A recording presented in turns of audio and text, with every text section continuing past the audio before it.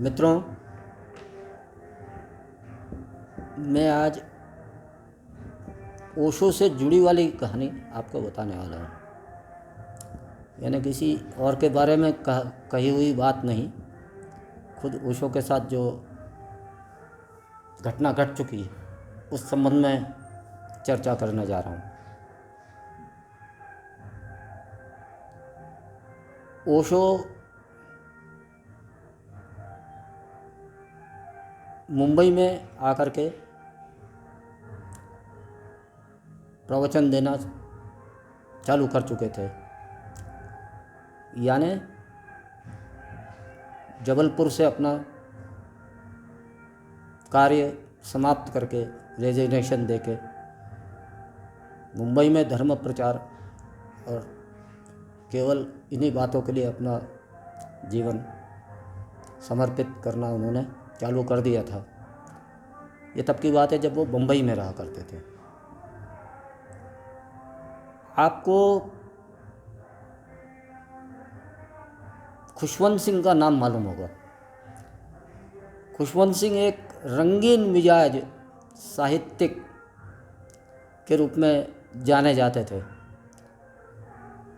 जैसे गांधी जी की एक बात बड़ी अच्छी थी कि वो लोगों से कुछ छुपाते नहीं थे।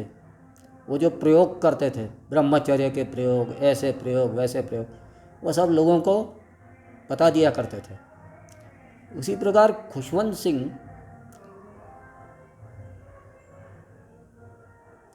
अपनी सहेलियों के लिए, उनके साथ जो उन्होंने समय बिताया सहेलियों के साथ, खुशमिजाज रंगीन,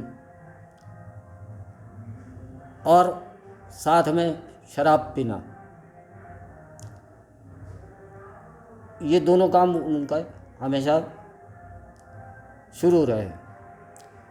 एज ए साहित्यिक मैं उनको काफ़ी मानता हूँ, और शायद मैं ठीक कह रहा हूँ तो किसी काल में धर्मयुग में उनकी कहानियाँ छपा करती थी, खुशवंत सिंह जी की। तो खुशवंत सिंह जी की एक सहेली थी और वो थी ओशो की भक्त, और वो चाहती थी कि खुशवंत सिंह एक बार कभी ओशो से मिले। लेकिन ये भी बड़ा विचित्र आदमी था खुशवंत सिंह। लेकिन एक बार वो पीछे ही पड़ गई उसके और बोला नहीं, उनसे तो मिलना ही है। जैसे तैसे करके खुशवंत सिंह उनके मुंबई के फ्लैट पे मिलने के लिए पहुँचे। जाते बराबर थोड़ी देर उनको इंतज़ार करना पड़ा मुंबई में, उनके घर पे, ओशो के फ्लैट पे। थोड़ी देर बाद ओशो आए और पूछा खुशवंत सिंह से कि किस लिए मिलने आए हो। तो खुशवंत सिंह भी बेबाक आदमी, बोले ऐसी कोई बात नहीं है। फिर उसने ज़्यादा वो बात बताई होगी कि कैसे मेरी उस सहेली ने कहा था कि आपसे मिलना है, तो इसलिए मिल रहा हूँ। वैसे व्यक्तिगत रूप से ओशो ने फिर पूछा कुछ मदद, कुछ पूछना है तो पूछ लो। खुशवंत सिंह ने मना कर दिया। तो ओशो का ये रहा कि ओशो ने भी इसके बाद कोई और बात नहीं की, और केवल इतना ही कहा कि जब आपको कुछ पूछना नहीं तो आप मेरे पास बिना मतलब के आ गए हो। आपके आने का नहीं आने का कोई मतलब नहीं है। मेरे पास लोग आते हैं कोई समस्या लेकर के या कुछ पूछने, और बिना मतलब के मैं मिलता नहीं किसी से। क्यों मिलना? उससे होना क्या है? किसी को कुछ मिलना नहीं है, किसी को कुछ ज्ञान प्राप्त होना नहीं है, कुछ सीखना नहीं है, तो फिर ऐसे मिलने से क्या मतलब है? ये तो वैसी बात हुई जैसे कहते हैं ना कि भगवान बुद्ध और महावीर घूमते घूमते किसी एक ही सराय में रुके थे। और लोगों को बड़ी उत्सुकता थी कि उन दोनों में आपस में क्या बात हुई होगी।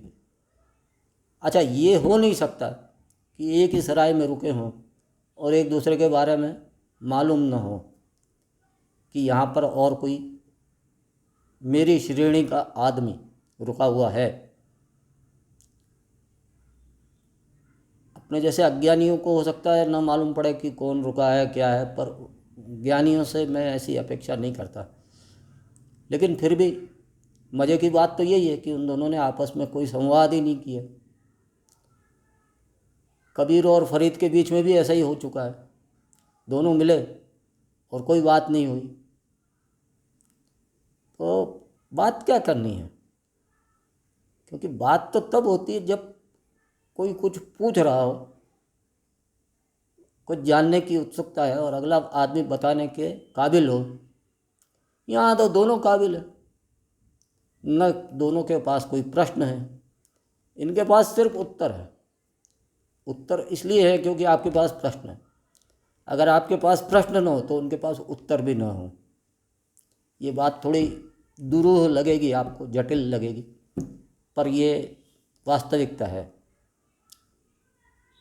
तो इससे आपको ओशो को समझने में कि ओशो किस टाइप का व्यक्ति था, उनको नाम से, कीर्ति से, प्रसिद्धि से कोई मतलब नहीं था। आपको काम क्या है बताइए, मैं आपकी क्या मदद कर सकता हूँ, सोचिए। तो आपको हो सकता है अच्छा लगे उनका व्यक्तित्व। बाकी अगले श्रृंखला में मैं नई कहानी लेके हाजिर होऊंगा। तब तक के लिए मैं आपसे विदा लेता हूँ। धन्यवाद, नमस्ते।